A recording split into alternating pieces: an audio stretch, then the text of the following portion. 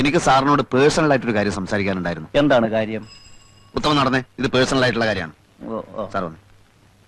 അതായത് എന്താണ്?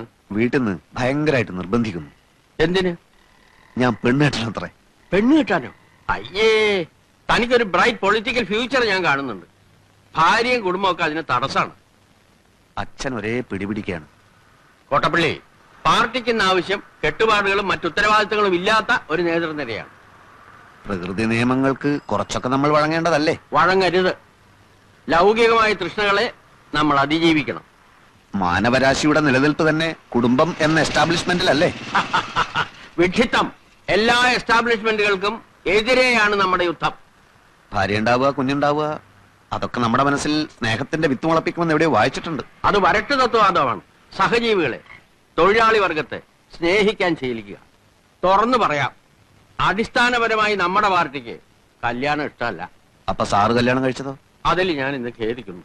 എന്നാ പിന്നെ ഇപ്പൊ ഭാര്യ ഉപേക്ഷിക്കരുതോ? തന്റെ കാര്യമാണ് നമ്മളിപ്പോ ഡിസ്കസ് ചെയ്യുന്നത്. പറയുന്നതൊന്ന് പ്രവർത്തിക്കുന്നത് വേറൊന്നും.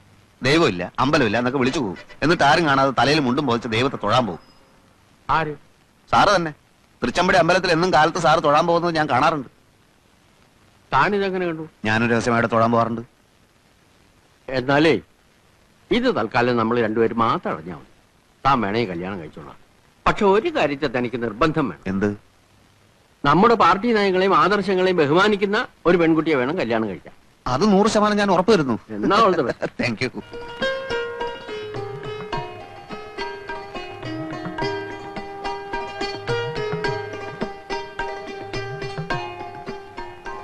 ശരിക്കും നോക്കിക്കോളൂ. അപ്പൊ പറഞ്ഞൊക്കെ ഓർമ്മയുണ്ടല്ലോ, പാർട്ടിക്കാര് മിണ്ടരുത്, വക്കീലാണ് കോടതി പോകും നോക്കിയാ പറഞ്ഞിട്ടുള്ളത്. അങ്ങനെ നുണ പറയേണ്ട കാര്യമൊന്നും എനിക്കില്ല. എന്താ? ഒന്നുമില്ല, ചില കോടതി കാര്യങ്ങൾ പറയായിരുന്നു. അല്ല, റവല്യൂഷണറി ഡെമോക്രാറ്റിക് പാർട്ടിയിലെ ഒരു ബുദ്ധിജീവിയാണ് ഞാൻ. ഒരു തമാശക്ക് സൈഡായിട്ട് ഉണ്ട്. തമാശക്കോ? പാർട്ടി എന്റെ ജീവാത്മാവും പരമാത്മാവുമാണ്. എനിക്ക് പെൺകുട്ടിയോട് ചില കാര്യങ്ങൾ ചോദിച്ചറിയാനുണ്ട്. അധ്വാനിക്കുന്ന തൊഴിലാളി വർഗത്തിന്റെ മോചനത്തിന് വേണ്ടി തോളോട് തോൾ ചേർന്ന് പ്രവർത്തിക്കാൻ തയ്യാറുണ്ടോ? പറയൂ. വേണ്ട, ഞാൻ തയ്യാറെടുപ്പിച്ചോളാം. കുട്ടിയുടെ സാമൂഹ്യ ബോധം എനിക്കൊന്ന് പരിശോധിക്കണം. ബൂർഷാസി കം സെലിം എന്ന് പറയുന്ന പുസ്തകം വായിച്ചിട്ടുണ്ടോ? അല്ലെങ്കിൽ downtrodden a question mark, അഡിൽ സക്സലിയുടെ പുസ്തകം? അതുമല്ലെങ്കിൽ ദാസ് ക്യാപിറ്റൽ? എന്താ വായനാശീലം ഇല്ലേ? അതൊക്കെയുണ്ട്. മംഗളം വാരികയിലും മനോരമയിലും വരുന്ന മിക്ക നോവലുകളും ഇവിടെ ഞങ്ങൾ എല്ലാവരും വായിക്കാറുണ്ട്. അത്രേ ഉള്ളൂ. ശരി, വായിച്ച നോവലുകളിൽ ഏറ്റവും ഇഷ്ടപ്പെട്ട നോവൽ ഏതാണ്? ഏതാ മോളെ? അത് ഏതായാലും പറഞ്ഞേക്ക്. ഏറ്റവും ഇഷ്ടപ്പെട്ടത് മനോരമയിലെ ഹവ ബീച്ച്. ഹവ ബീച്ചോ? അതെന്ത് ബീച്ചാണ്? അറിയാതെങ്കിലും ഫോറിൻ ബീച്ച് ആയിരിക്കും. കോട്ടയം പുഷ്പനാഥനെയും മാത്യു മറ്റത്തിനെയും മോൾക്ക് വലിയ ഇഷ്ടാ. ഇഷ്ടം എന്ന് പറഞ്ഞാൽ അത് സാരമില്ല. എനിക്ക് ചില നിബന്ധനകൾ മുമ്പോട്ട് വെക്കാനുണ്ട്. കല്യാണത്തിന് ആർഭാടങ്ങളൊന്നും പാടില്ല. ഞങ്ങളുടെ പാർട്ടി ഓഫീസിൽ വെച്ച് വളരെ ലളിതമായ ഒരു ചടങ്ങ്. ഞാനൊരു രക്തഹാരം അങ്ങോട്ടണിയിക്കും, കുട്ടി ഒരു രക്തഹാരം ഇങ്ങോട്ടണിയിക്കും. അതിനുശേഷം അരമണിക്കൂർ നേരം ഞങ്ങളുടെ പാർട്ടി പ്രവർത്തകർ ഞങ്ങളുടെ പാർട്ടി സൂക്തങ്ങൾ ഉറക്കെ ചൊല്ലും. പിന്നെ ഒരു ഗ്ലാസ് നാരങ്ങ വെള്ളം. ചടങ്ങ് തീർന്നു. ഞാൻ അധികവും അണ്ടർഗ്രൗണ്ടിലായിരിക്കും, ഒളിവിൽ. ശ്രീമാൻ തോപ്പിൽ ഭാസിയുടെ ഒളിവിലെ ഓർമ്മകൾ വായിച്ചിട്ടില്ലേ? അതുപോലൊരു ജീവിതമായിരിക്കും മിക്കപ്പോഴും. NSP ഞങ്ങളെ വേട്ടയാടുകയാണല്ലോ. ചിലപ്പോൾ ലോക്കപ്പിലോ ജയിലിലോ ആയെന്ന് വരാം. ഒരു വിപ്ലവകാരിയുടെ ഭാര്യ എന്തും സഹിക്കാൻ പ്രാപ്തയായിരിക്കണം.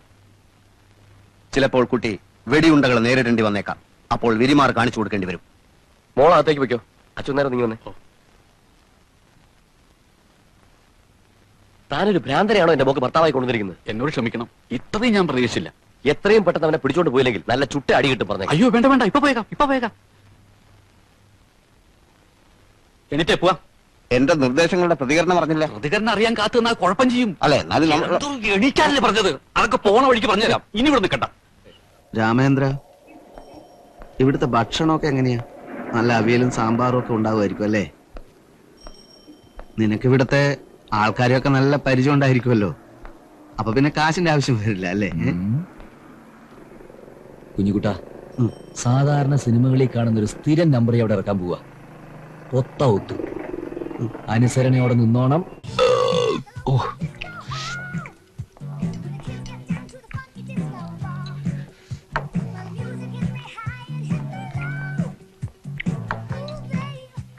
സാർ ഇനി എന്തെങ്കിലും? അടപ്രഥമം കിട്ടുമോ? കഴിക്കാനൊരു കൊതിയായിട്ടാ. അതൊന്നും ഇവിടെ കിട്ടില്ല സാർ. ഐസ്ക്രീം, ഫ്രൂട്ട് സലാഡ് അങ്ങനെ വല്ലതും? ഒന്നും വേണ്ട, ബില്ലെടുത്തോ. ശരി സാർ. എന്തെങ്കിലും വേണമെങ്കിൽ ഇപ്പൊ മേടിച്ച് കഴിച്ചോളണം. ഇനി ഇതേപോലത്തെ ഒരു ഭക്ഷണം അടുത്ത കാലത്തൊന്നും കിട്ടിയെന്ന് വരില്ല. മതിയായി, അതുകൊണ്ടാ. ഉം.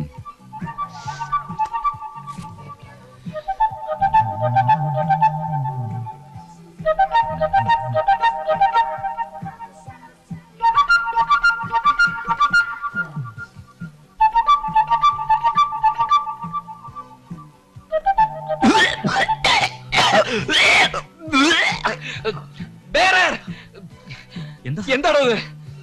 മനുഷ്യനെ കഴിക്കാൻ വെച്ചിരിക്കുന്ന ആഹാരത്തിൽ ഇത് എന്താണെന്ന് സാറൊന്ന് പതുക്കെ പറയും. എന്തിന് പതുക്കെയാക്കണം? 4 പേര് അറിയട്ടോ? രാമേന്ദ്ര, കുഞ്ഞുകുട്ട നീ മിണ്ടിപ്പോരുത്. ആഹാ, കയ്യിലുള്ള കാശ് തന്നിട്ട് പാറ്റയും പൂച്ചയും ഇടാൻ വിഷാംശം കലർന്ന ഭക്ഷണം കഴിക്കണമെന്നോ? I will complaint. ഫുഡ് ഇൻസ്പെക്ടറുടെ പേരിൽ ഒരു ഓഫീസുള്ള കാര്യം നിങ്ങൾക്കറിയാമോ?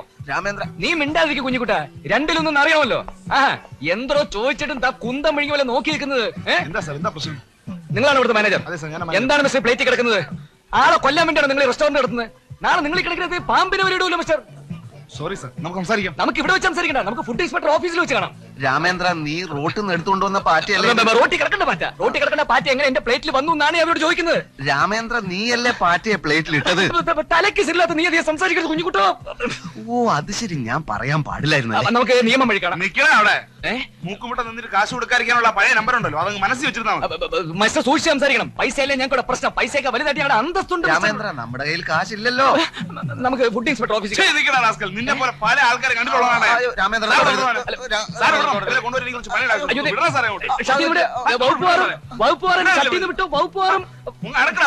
നിന്നെ ഒന്ന് രാമേന്ദ്ര.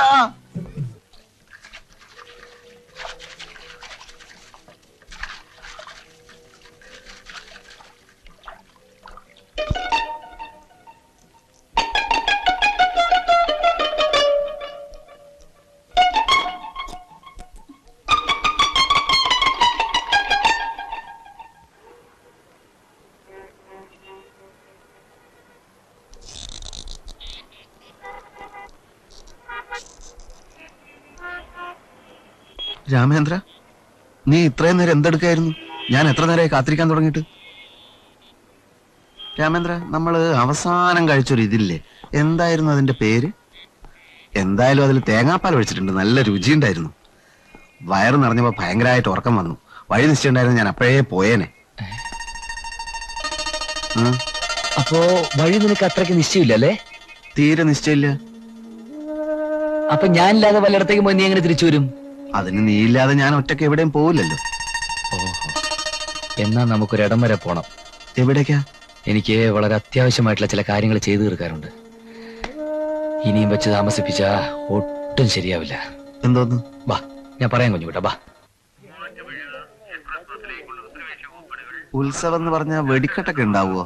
കൊള്ളാം, വെടിക്കെട്ട് ഉണ്ടാവുമെന്നോ? തൃശ്ശൂർ പൂരെന്നൊക്കെ കേട്ടിട്ടില്ലേ കുഞ്ഞുകുട്ട? അതിനെ വെല്ലുന്ന വെടിക്കെട്ടല്ലേ ഇവിടെ. ആ, ആനയൊക്കെ ഉണ്ടാവോ? 100 കണക്കിന് ആനകളല്ലേ. ഈ ആന മാത്രമാക്കണ്ട, ആന, ചെണ്ട, കുതിര, ബഹളങ്ങൾ, പൊടി പൂരല്ലേ.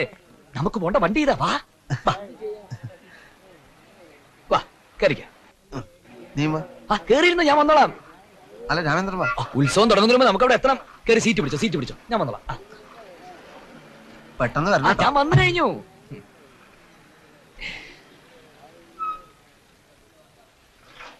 എന്റെ അമ്മ,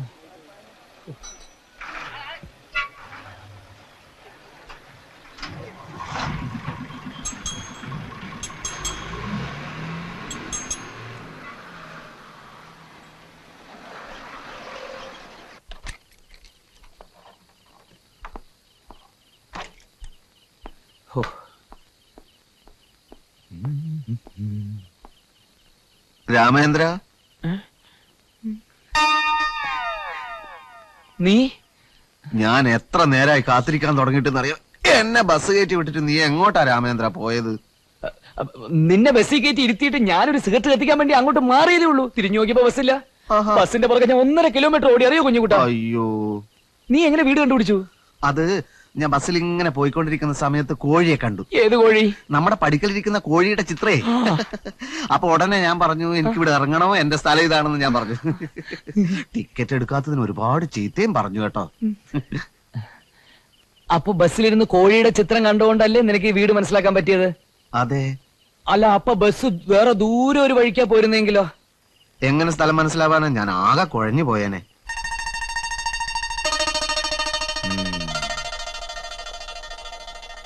അങ്കിൾ,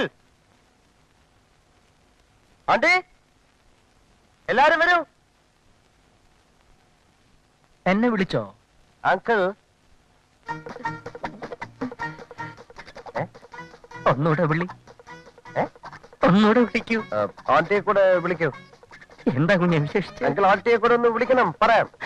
തങ്കം, തങ്കം, നമ്മളോട് എന്തോ പറയാനുണ്ടെന്ന്. എന്നോട് ക്ഷമിക്കണം എന്ന് പറയാനാണ് ഞാൻ വിളിച്ചത്. ഞാനും എന്റെ ഡ്രൈവറും കൂടെ ഇവിടെ കുറച്ച് ദിവസമായിട്ട് ഒരു നാടകം കളിക്കായിരുന്നു, വെറും ഒരു തമാശയ്ക്ക് വേണ്ടി, ഫോർ ഹൊറർ. പക്ഷേ എന്റെ ഡ്രൈവർ തമാശ മറന്ന് സീരിയസ് ആവാൻ തുടങ്ങിയിരിക്കുന്നു. കണ്ണിനെ കയം കാണിക്കരുത് എന്നൊരു ചൊല്ലുണ്ട്. വെൽ, ഇംഗ്ലീഷിൽ കമ്മ്യൂണിക്കേഷൻ ഓഫ് ദ ഇന്റീരിയർ ഡെമോക്രേഷൻസ് അതിവിടെ സംഭവിച്ചിരിക്കുന്നു. അമേരിക്കയിൽ നിന്ന് വിദ്യാഭ്യാസം നേടി വന്ന KT നായരുടെ മകൻ ഞാനാണ്. അത്രേ ഉള്ളൂ. നേരത്തെ അറിയാല്ലേ? എനിക്കറിയാം, ശോഭ എന്നോട് പറഞ്ഞു. പക്ഷേ അഭിനയിക്കാൻ വന്ന എന്റെ ഡ്രൈവർ അഭിനയം മറന്ന് ജീവിക്കാൻ തുടങ്ങിയിരിക്കുന്നു. അതിന് നീട്ടിക്കൂടാ. Please don't lengthen it. ഞാൻ തുറന്നു പറയാം. I am frankly speak. അവൾ എന്റെയും ശോഭയുടെയും വിവാഹം നാളെ തന്നെ നടത്തണം. നാളെയോ? നാട്ടുകാരോടും വീട്ടുകാരോടും വേണ്ട. പറയണ്ടേ? ഒരുപക്ഷെ ഇതറിഞ്ഞാൽ വിവാഹം നടന്നില്ലെന്ന് വരും. എന്റെ അച്ഛനും അമ്മയും പോലും ഇത് അറിയരുത്. എല്ലാവരെയും നമുക്കൊന്ന് അമ്പരപ്പിക്കണം. We must suppress it, eh? അയ്യോ, അത് കഷ്ടമല്ലേ? അതെ, കഷ്ടമാണ്. പക്ഷേ ഈ വിവാഹം നടക്കണമെന്ന ആഗ്രഹമുണ്ടെങ്കിൽ എന്റെ അച്ഛനും അമ്മയും ഇതറിയാൻ പാടില്ല. നമുക്ക് രഹസ്യമായി രജിസ്റ്റർ ചെയ്യാം. അത് സർദാർ കൃഷ്ണക്കുറുപ്പിന് നാണക്കേടാ. നേതാജി ക്ലബിലെ എല്ലാ മെമ്പേഴ്സും അറിയാതെ പറ്റില്ല. ആ കോമക്കുറുപ്പ് ഞെട്ടണം. എന്റെ മകൾ അമേരിക്കൻ പയ്യനെ കല്യാണം കഴിക്കാൻ പോകുന്ന കാര്യമറിഞ്ഞ് അവൻ നീറി പുകയണം. പുകയ്ക്കാം. Well, 3 days time. ഞാൻ 3 ദിവസം സമയം തരാം.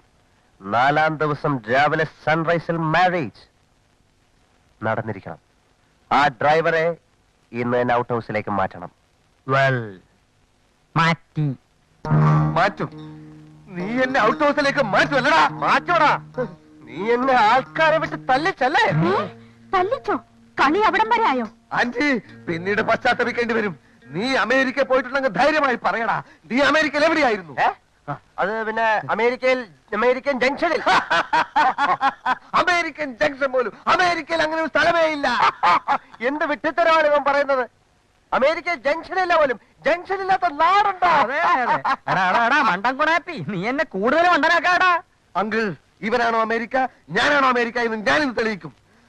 How many kilometres from Washington DC to Miami Beach? How many kilometers from Washington DC to Miami Beach? I am the answer. Kilometers and kilometers. In these days of degenerating decencies of Miami Beach to Washington, when diplomacy and bureaucracy become interchangeable terms from complicated America to America. Stop it. See, uncle, അമേരിക്കയിൽ പോയി എന്ന് അവകാശപ്പെടുന്ന ഇവന് English grammar പോലും അറിയില്ല. He doesn't know the basics of English grammar. American grammar ഇല്ലടേ. You talk too much. I'll kick your face and get out. You talking nonsense in the house of my wife, mother and father.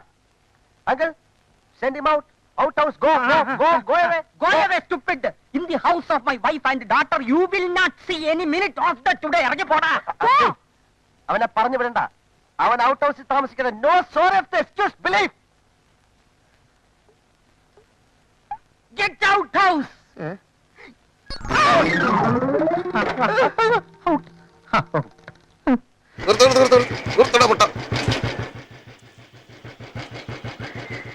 എന്താ പ്രശ്നം മീനാക്ഷി?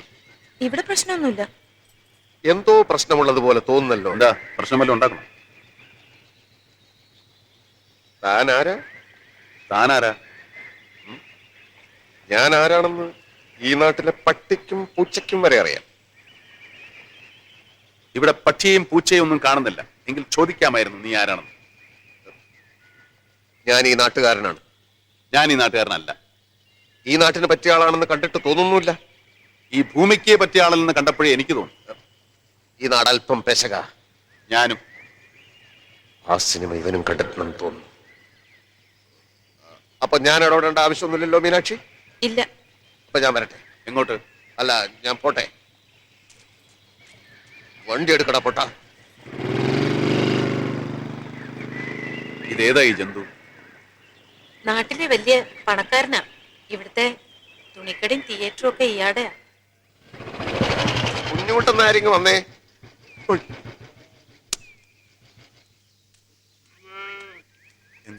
ഏതാടോ ഒരു ജഡായി നാട്ടിലിറങ്ങിയിരിക്കുന്നത്.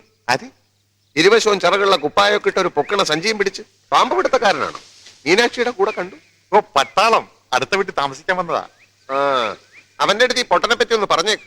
അറിയാലോ, ഇവൻ രണ്ടാളെയും കൊന്ന് ജയിലിൽ പോയ കാര്യങ്ങളൊക്കെ. എന്തുണ്ടായി? അത് പോട്ടെ, ഞാൻ അവൾക്ക് വാങ്ങിത്തന്ന പവിഴമാലയും പാദസരമൊന്നും താൻ കൊടുത്തില്ലേ? ഒന്നും ഇട്ട് കണ്ടില്ലല്ലോ. അതവൾ ഉത്സവത്തിനും വിശേഷത്തിനും ഇടാൻ സൂക്ഷിച്ച് മാറ്റി വെച്ചിരിക്കുക. സാരി, കമലഹാസന്റെ അവ്വേ ഷൺമുഖിയും ഈ ഷൺമുഖൻ റെഡിയാക്കിയിട്ടുണ്ടെന്ന് പറ. നാളത്തെ മാറ്റ്നിക്ക് എന്നെ കൊണ്ടുവരുമല്ലോ.